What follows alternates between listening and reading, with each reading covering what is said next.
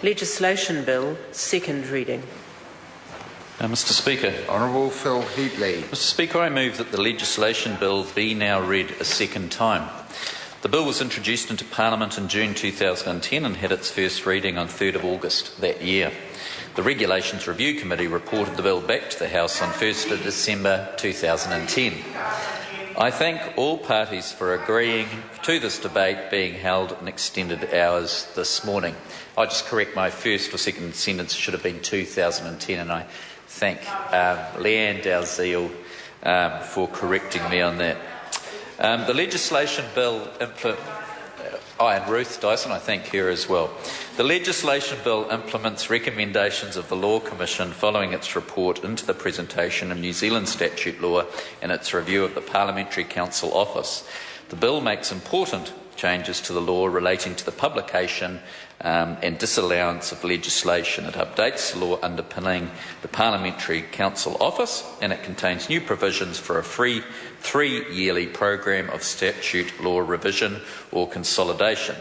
These latter provisions in particular have the potential to make significant improvements to the presentation and accessibility of our statute law. The last major consolidation of New Zealand statute law took place in 1908. I just checked that with Leanne Dalziel, 1908, when virtually all of New Zealand's acts were revised and enacted, obsolete material was removed, and 47 volumes of enactments were reduced down to 5. Such a one-off comprehensive revision might not now be possible or even desirable because new acts are passed so much more frequently these days. Instead, the new legislation bill envisages a rolling 3-yearly program of statute law revision. This approach will bring with it some significant advantages. It will enable us, for example, to rationalise and consolidate heavily amended statutes, or to bring together provisions on one topic which are currently spread across different enactments.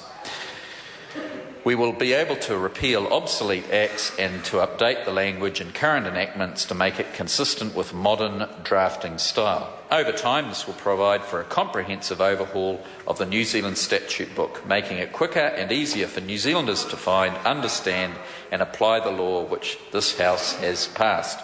The second matter I'd like to draw to the House's attention is subpart 1 of Part 3 of the bill, which replaces the Regulations Disallowances Act 1989.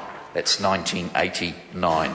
Previous Regulation Review Committee reports have identified problems with the way that the term regulations is defined in legislation.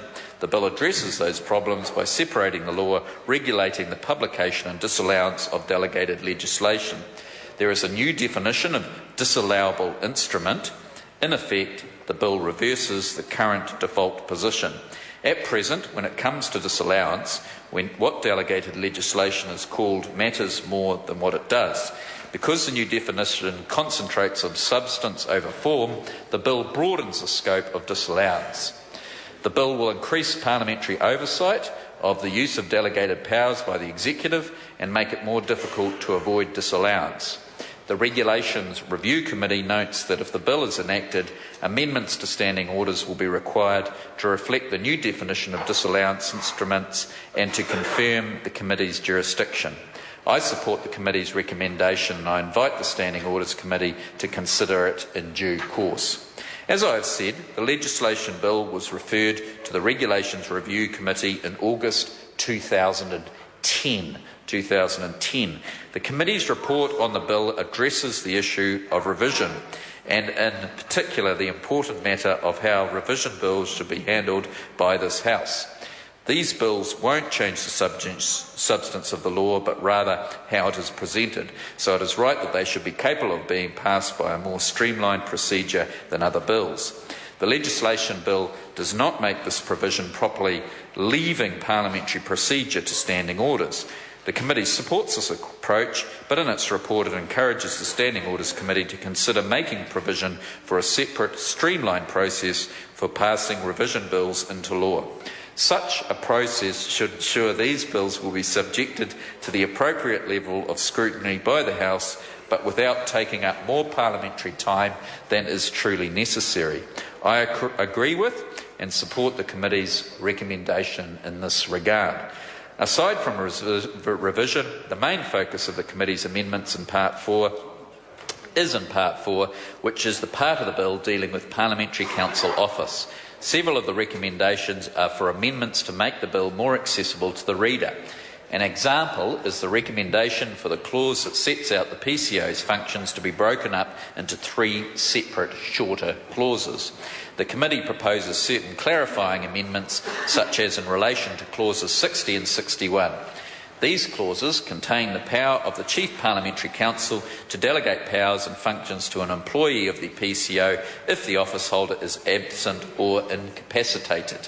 The committee recommends the powers should be expanded to cover a period where the office of Chief Parliamentary Counsel is vacant.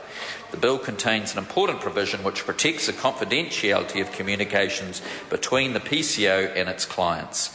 The committee recommends a definition to be inserted into the provision to make it easier to identify whether a person is or is not a client of the PCO. Others of the committee's recommendations are more substantive.